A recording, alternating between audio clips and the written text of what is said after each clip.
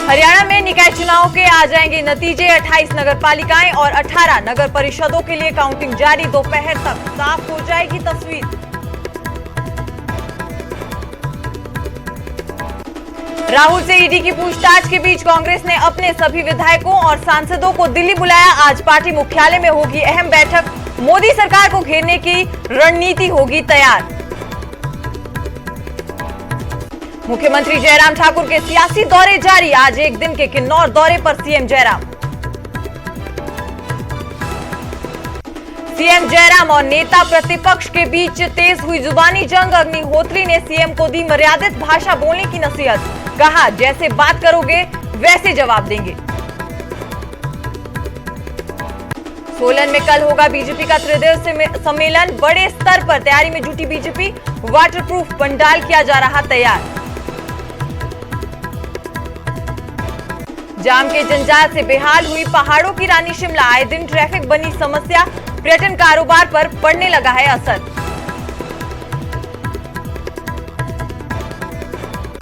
सोलन में high alert पर स्वास्थ्य विभाग। तेजी से पैर पसार रहे डेंगू के मामले। अब घर घर जाने की तैयारी में अधिकारी।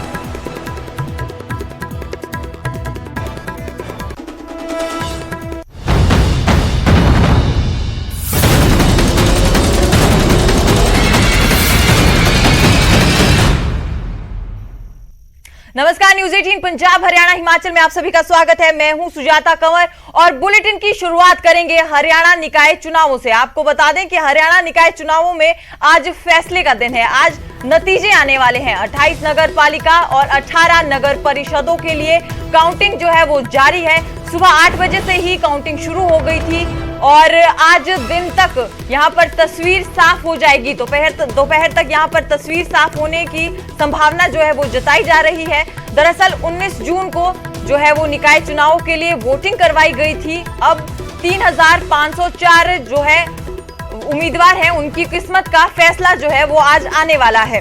तो 28 नगर पालिकाओं और 18 नगर परिषदों के लिए काउंटिंग जारी है और दोपहर तक यहां पर तस्वीर साफ हो जाएगी। आपको बता दें कि 19 जून को ये निकाय चुनाव हुए थे, जिसकी तस्वीर आज साफ हो जाएगी।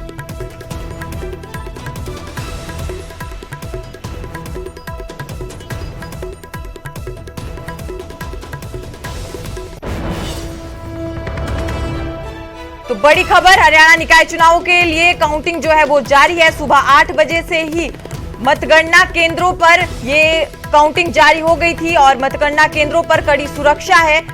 28 नगर पालिका और 18 नगर परिषदों पर जो है वो काउंटिंग जारी है। 19 जून को निकाय चुनाव हरियाणा में हुए थे और आज उम्मीदवारों की फैसला या किस्मत का फैसला है वो आने वाला है। सभी की निगाहें नगर पालिका के चुनावों के नतीजे पर है और कौन बनेगा किस नगर पालिका नगर परिषद से चेयरमैन, इसका फैसला थोड़ी देर में क्लियर हो जाएगा। लेकिन इस समय हम खड़े हैं करनाल की असंध नगर पालिका में और यहाँ पर फर्स्ट राउंड के नतीजे आ चुके हैं। अगर बात की जाए जो बीजेपी के उम्मीदवार हैं चेयरमैन पद के लिए, उन्हें 1231 वोट मिले हैं।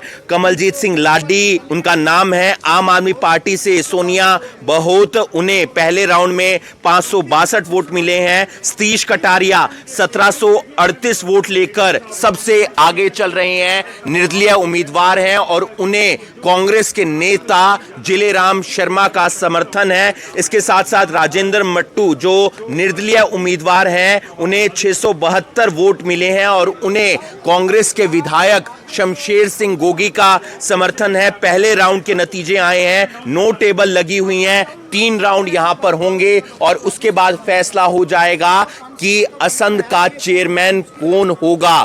थोड़ी देर में नतीजे आ जाएंगे। जो पार्षद पद के उम्मीदवार हैं उनके नतीजे आने शुरू हो गए हैं, लेकिन सभी को इंतजार है चेयरमैन कौन बनेगा। अगर अलग अलग नगर पालिका से और असंध में टक्कर है, क्योंकि 3 बड़े नेताओं के जो समर्थित उम्मीदवार हैं वो मैदान में हैं और ऐसे में इंतजार ये है कि जीत किसकी होगी। और फिलहाल सतीश कटारिया जो निर्दलीय उम्मीदवार हैं और कांग्रेस नेता जिलेराम शर्मा के समर्थित उम्मीदवार हैं, वो 500 वोटों के डिफरेंस से आगे चलते हुए नजर आ रहे हैं। असम से न्यूज 18 के लिए हिमांशु नारंग।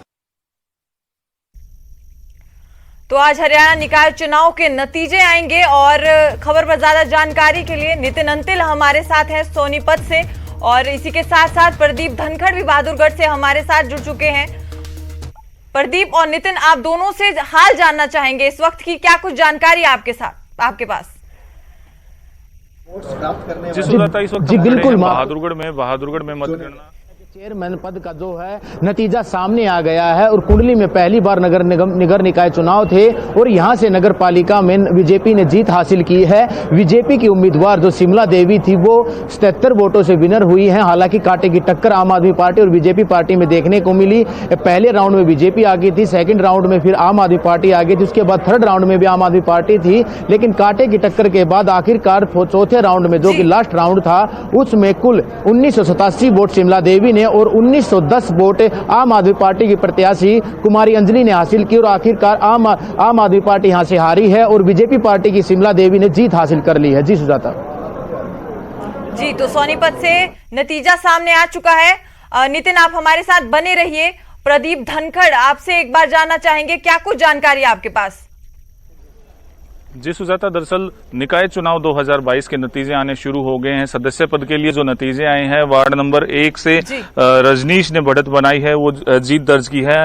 वार्ड 2 से अन्नू रानी और वार्ड 3 से राजेश मकडोली ने जीत हासिल की है। मैं बताना चाहूंगा कि इनमें से 2 कैंडिडेट बीजेपी के हैं, जबकि एक कैंडिडेट कांग्रेस को अपना समर्थन दे रहा है, यानी कांग्रेस का समर्थन उसे प्राप्त है। साथ ही पहले राउंड के जो नतीजे आए हैं वो भी काफी हद तक देखने वाली बात है कि चेयरपर्सन वाले, जिनमें मोनिका राठी को 2655 वोट मिले हैं, तो मोनिका राठी बाकी सभी उम्मीदवारों से फिलहाल बढ़त बनाए हुए हैं, आगे चल रही हैं। वार्ड 4 और 5 की गिनती अभी फिलहाल अंदर चल रही है, कुछ देर बाद ही ये नतीजे भी सामने आने की उम्मीद है। मैं बताना चाहूंगा कि बहादुरगढ़ में कांटे की टक्कर जो है वो देखने को मिल रही है अध्यक्ष पद के लिए, जिसमें त्रिकोणीय मुकाबला बना हुआ है। मोनिका राठी इनेलो से उम्मीदवार हैं, सरोज राठी बीजेपी से उम्मीदवार हैं, वहीं राम भतेरी कांग्रेस समर्थित उम्मीदवार। इन तीनों के बीच कांटे की टक्कर है, मुकाबला भी बना हुआ है। वार्ड 4 के नतीजे भी अभी फिलहाल जारी होने वाले हैं। राजपाल शर्मा ने जीत दर्ज कर ली है। राजपाल शर्मा भारी मतों के अंतर से जीत हासिल हुई है और बीजेपी के ये हैं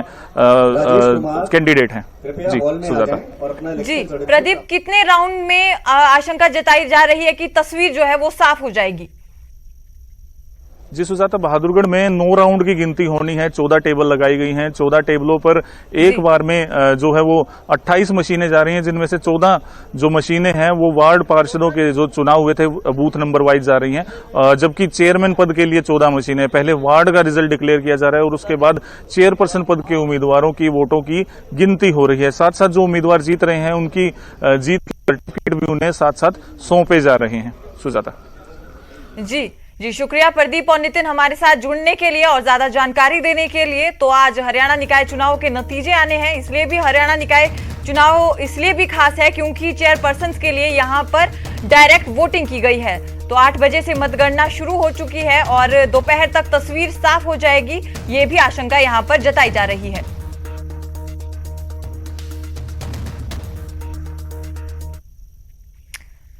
और हिमाचल विधानसभा चुनावों के लिए हलचल जो है वो तेज हो गई है। आपको बता दें कि सीएम जयराम ठाकुर के सियासी दौरे जारी हैं।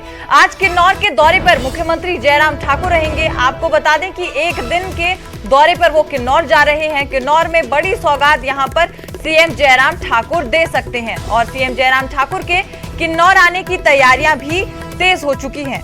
तो बड़ी खबर, आज किन्नौर के एक दिन के दौरे पर यहां पर सीएम जयराम ठाकुर रहेंगे। बड़ी सौगात यहां पर सीएम जयराम ठाकुर किन्नौर को दे सकते हैं और सीएम जयराम ठाकुर के आने की जो तैयारी वो है उसके लिए भी यहां पर किन्नौर में तैयारियां तेज हो चुकी हैं। तो लगातार लोगों के बीच सीएम जयराम ठाकुर यहां पर जा रहे हैं विधानसभा चुनावों को लेकर और इसी बीच किन्नौर का दौरा मुख्यमंत्री करेंगे। एक दिन का ये दौरा रहेगा और इसी दौरे को सफल बनाने के लिए किन्नौर में हलचल जो है वो तेज हो चुकी है और बड़ी सौगात भी यहां सीएम जयराम ठाकुर दे सकते हैं।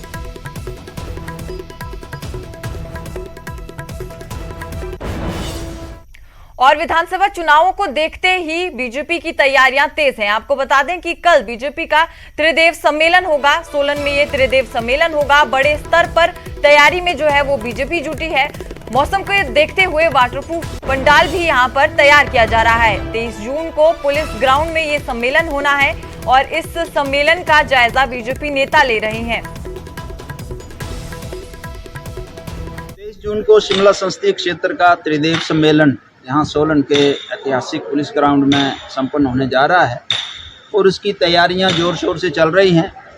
मौसम क्योंकि बरसात का लग रहा है, इसलिए वाटरप्रूफ टेंट ये 3 दिनों से इसकी व्यवस्था की जा रही है और पूरी पार्लियामेंट के 17 कॉन्स्टिट्यूंसी से जो हमारे त्रिदेव आने हैं, त्रिदेव यानी कि बूथ अध्यक्ष पालक एजेंट, 2029 बूथ हैं और उनके 6087 ऐसे हमारे बनते हैं और ग्राम केंद्र प्रमुख साथ में हमारे 529। इस तरह से इन सब की व्यवस्थाएं ठीक हों, इनके भोजन की व्यवस्था हो, इनके खाने पीने की व्यवस्था हो, इनके स्वच्छता का ध्यान रखते हुए सारी तैयारियां जो मुख्यमंत्री और नेता प्रतिपक्ष के बीच जुबानी जंग तेज हो गई है। बीते दिन मुख्यमंत्री जयराम ठाकुर ने नेता प्रतिपक्ष मुकेश अग्निहोत्री को पागलपन के दौरे पड़ने का बयान दिया था, जिस पर नेता प्रतिपक्ष मुकेश अग्निहोत्री ने उन्हें अपनी भाषा सुधारने की नसीहत दी है। उन्होंने कहा कि मुख्यमंत्री जिस भाषा में बात करेंगे उसी शैली में उन्हें जवाब भी दिया जाएगा। उन्होंने कहा कि मुख्यमंत्री जयराम अपना आचरण सुधार ले, मिशन रिपीट की गलतफहमी में ना रहे। रोज हेलीकॉप्टर पर सवार होकर करोड़ों की घोषणाएं करने से कुछ नहीं होगा, जमीनी तौर पर काम करना जरूरी है। उन्होंने कल के अपने त्रिदेव सम्मेलन में बोला है। असल में मामला क्या है, 3 महीने 2 महीने रह गए हैं, सत्ता हाथ से निकल रही है, जमीन खिसक रही है तो बौखलाहट हो रही है, परेशानी हो रही है। तो इसलिए जो है वो कहते हैं कि नेता विपक्ष जो है उसको दिमागी दौरे पड़ते हैं या जो है पागलपन का वर्ड उन्होंने इस्तेमाल किया है। तो पागल तो वो व्यक्ति है जो सुबह ही उठ के, जिसकी सत्ता के 2-2.5 महीने रहते हों और वो सुबह ही उठ के हेलीकॉप्टर उठा के चलते हैं और कहना शुरू कर देते हैं 100 करोड़, 200 करोड़, 300 करोड़, 400 करोड़। अरे भाई 3 महीने 2.5 महीने में टॉयलेट नहीं बनता है, आप 400 करोड़ 500 करोड़ के ऐलान कर रहे हैं।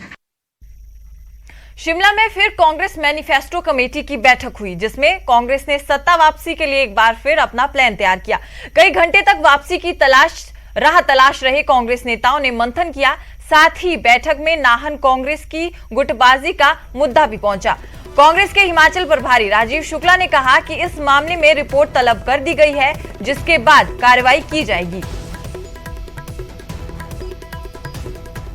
हुई थी आज भी तमाम उसी से रिलेटेड जितने मुद्दे थे सब पे विचार विमर्श हुआ। चुनाव की जोरदार तैयारी चल रही है, हम पूरी ताकत से यहाँ पे चुनाव पे लड़ेंगे और निश्चित रूप से विजय हासिल करेंगे। माहौल हमारे पक्ष में, भाजपा सरकार से लोग त्रस्त हैं, जनता दुखी है, युवा परेशान है, महिलाएं तंग हैं, महंगाई से लोग त्राही कर रहे हैं, किसान मजदूर बागवान सब परेशान हैं। तो ऐसी सरकार को जो है लोग हटाना चाहते हैं। तो यहाँ आप देखना जनता वोट देना चाहती कांग्रेस को, कांग्रेस विजय हासिल करेगी।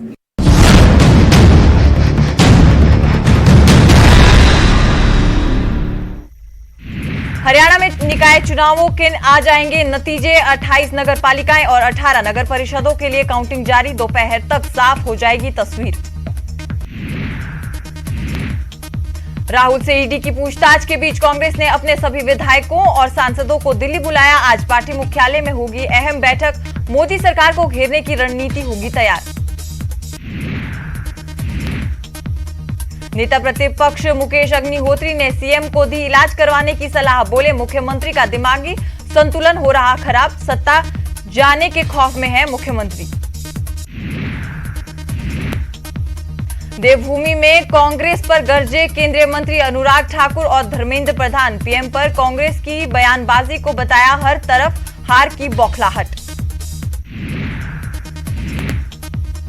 नहीं थम रही सिरमौर कांग्रेस की कलह। सुबह राजीव शुक्ला ने ली बैठक, शाम को हाथापाई पुलिस थाने तक पहुंचा केस। हमीरपुर में कांग्रेस पर बरसे केंद्रीय मंत्री अनुराग ठाकुर, बोले कांग्रेस के राज में हुए घोटाले ही घोटाले, आज तक जारी है घोटालों की जांच। सोलन में कल होगा बीजेपी का त्रिदेव सम्मेलन, बड़े स्तर पर तैयारी में जुटी बीजेपी, वाटरप्रूफ पंडाल किया जा रहा तैयार। जाम के जंजाल से बेहाल हुई पहाड़ों की रानी शिमला, आए दिन ट्रैफिक बनी समस्या, पर्यटन कारोबार पर पड़ने लगा है असर। सोलन में हाई अलर्ट पर स्वास्थ्य विभाग, तेजी से पैर पसार रहे डेंगू के मामले, अब घर घर जाने की तैयारी में स्वास्थ्य विभाग। लॉरेंस बिश्नोई की 5 दिन की रिमांड और बढ़ी, देर रात मानसा कोर्ट में किया गया पेश, 27 जून तक बढ़ाई गई रिमांड। संगरूर के चुनावी दंगल में प्रचार खत्म, अब वोटर्स की बारी, कल होगा उम्मीदवारों की किस्मत का फैसला, सुबह 8 बजे से होगी वोटिंग। पंजाब में भ्रष्टाचार के खिलाफ बड़ी कार्रवाई, एंटी करप्शन हेल्पलाइन ने घूसखोरों पर कसा शिकंजा, अब तक 45 गिरफ्तार। 1984 के सिख विरोधी दंगों के मामले में यूपी में 2 और गिरफ्तारी, 10 दिन में अब तक 6 आरोपी पकड़े गए, कानपुर में 127 सिखों की हत्या से जुड़ा है मामला।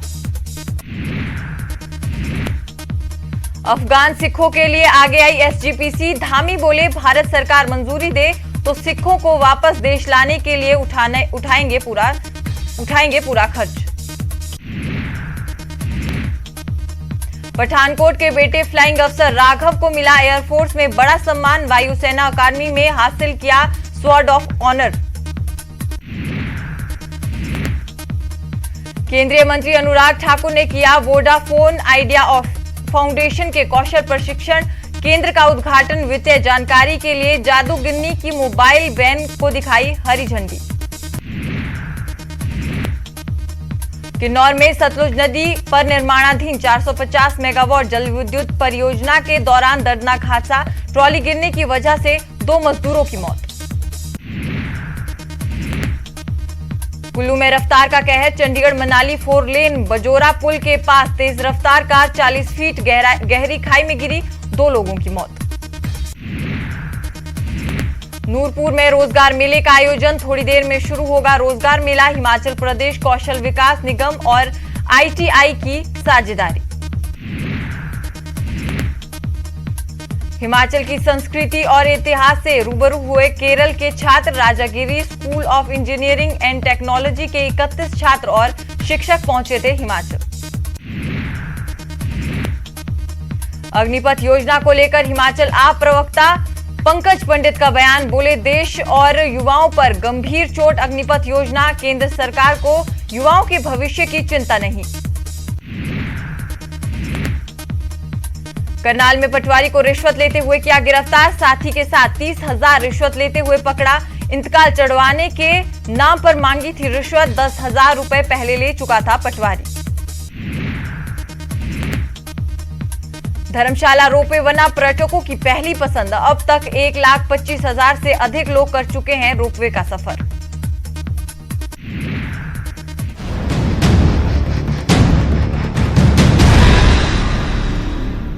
राजधानी शिमला इन दिनों जाम के हाल से बेहाल है। आलम यह है कि 2 किलोमीटर का सफर तय करने में भी 1 घंटे से ज्यादा का वक्त लग रहा है। शहर के तकरीबन हर जगह रोज जाम लग रहा है। स्थानीय लोगों के साथ साथ बाहरी राज्यों से आने वाले पर्यटक भी जाम से परेशान है।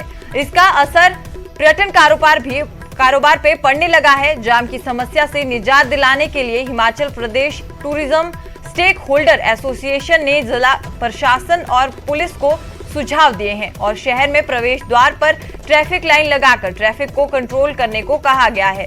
साथ ही सड़क किनारे गाड़ियां खड़ी करने वालों पर भी कार्रवाई की मांग की है। जिस तरह से ये हमारा ये जो ट्रैफिक का सिस्टम है, जैसे ये बढ़ता चला जा रहा है, इसकी समस्या बढ़ती जा रही है, ये आने वाले समय में ये एक बहुत विकराल रूप धारण कर सकता है। और उसके सबसे बड़ा जो कारण है वो ये समझते हैं कि मिस प्लानिंग। अब जैसे अगर हम लिफ्ट के पास बात करें तो सब कुछ वहीं पर बना दिया गया। और बाकी के जो कॉर्नर्स हैं, जैसे आपका सर्कुलर रोड में अगर हम अक्रॉस द विक्टोरिया की बात करें, which is the biggest hub of hotel industry, तो वहां पर ना तो कोई पार्किंग बनाई गई मल्टी स्टोरीड, ना वहां कोई लिफ्ट का प्रावधान किया गया। तो ये अगर इन चीजों को अब प्रॉपर्ली कंट्रोल नहीं किया जाएगा तो मैं समझता हूँ आने वाले समय में ट्रैफिक की समस्या बढ़ती चली जाएगी। और सोलन में हाई अलर्ट पर स्वास्थ्य विभाग है। आपको बता दें कि तेजी से पैर पसार रहे हैं डेंगू के मामले सोलन में तेजी से पैर पसार रहे हैं, जिसे लेकर स्वास्थ्य विभाग लोगों को जागरूक कर रहा है और बीमारी से बचने के लिए आसपास सफाई रखने की सलाह भी दे रहा है। आपको बता दें कि स्वास्थ्य अधिकारी मुक्ता रस्तोगी ने ये जानकारी दी है। स्वास्थ्य विभाग अब घर घर जाकर लोगों को जानकारी दे रहा है। स्वास्थ्य विभाग लोगों से बीमारी से बचने के लिए आसपास सफाई रखने की सलाह भी दी है। डेंगू के केसेस जो हैं वो अभी हमारे पास जो है वो परमाणु में ही हमें मिले हैं, जिसमें से जो है वो 20 केसेस जो हैं वो कालका से आए हुए हैं और 16 केसेस जो हैं हमारे हैं जो हिमाचल के हैं। इसमें जो है टीम तो हमारी पहले से ही एक्टिव थी, लेकिन जब ये केसेस आए हैं तो हमने और भी ज़्यादा एक्टिवेट कर दिए हैं। हमने काफ़ी टीम्स बना दी हैं जो घरों में जाके जो है वो साफ सफाई के बारे में बता रही हैं लोगों को।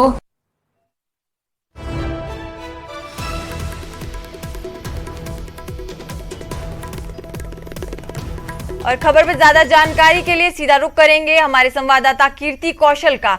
कीर्ति, स्वास्थ्य विभाग द्वारा हाई अलर्ट जारी कर दिया गया है, क्या कोई जानकारी है आपके पास? बिल्कुल, यहाँ पर जो स्वास्थ्य विभाग है बिल्कुल हाई अलर्ट पर पहुंच चुका है और ये पहुंचने का कारण यह है कि जो परवाणु है हिमाचल का प्रवेश द्वार है, वहाँ पर करीबन 36 मामले जो डेंगू के हैं वो आ चुके हैं, जिसमें से ये बताया जा रहा है कि जो करीबन 20 मामले हैं वो कालका से है, क्योंकि कालका से जो लेबर है या लोग हैं परवाणु में काम करने के लिए आते हैं, तो उनका जब यहाँ पर चेकअप हुआ है तो उसमें वो डेंगू पॉजिटिव निकले हैं।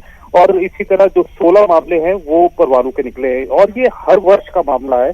हर वर्ष इस तरह की जो घटना है वो सामने आती है। लगातार जो डेंगू है परवाणु से शुरू होता है और नालागढ़ बद्दी, क्योंकि ये बॉर्डर के ऊपर स्थित है और प्लेन क्षेत्र है और यहाँ पर लोग माइग्रेटेड ज्यादा लोग आते हैं, तो यहाँ पर ज्यादा जो डेंगू है वो फैलता है।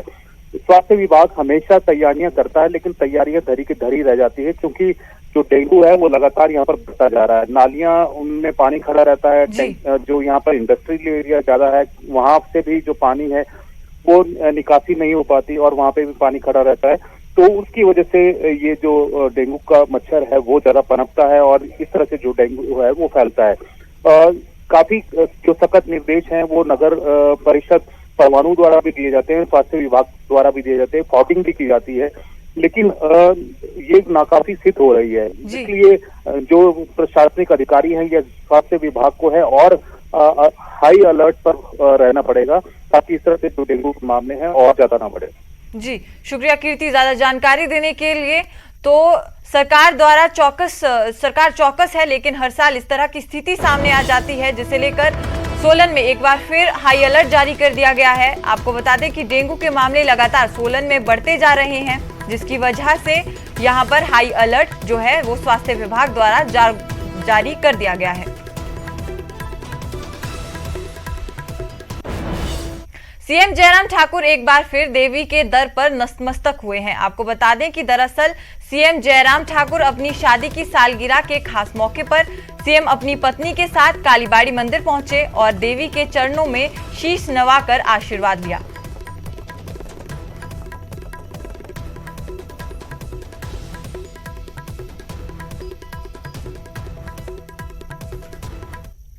किन्नौर के सतलुज नदी पर निर्माणाधीन 450 मेगावाट जल विद्युत परियोजना के शरशाफ्ट निर्माण के दौरान दर्दनाक हादसा हो गया, जहां ट्रॉली के नीचे दबने से 2 सुपरवाइजर्स की मौत हो गई। बताया जा रहा है कि शोंगटोंग के पास HPPCL जल विद्युत परियोजना के शरशाफ्ट में परियोजना का काम जारी है। वहीं HPPCL के वरिष्ठ प्रबंधक के मुताबिक दोनों मृतक सुपरवाइजर्स के परिवार को राहत राशि दी गई है। गौरतलब है कि जल विद्युत परियोजना में ये पहला हादसा नहीं है। इससे पहले भी इसी साल टिडोंग जल विद्युत परियोजना में भी ट्रॉली पर चट्टान गिरने से 3 मजदूरों ने अपनी जान गंवाई थी और प्रशासन ने जांच कमेटी का गठन किया था।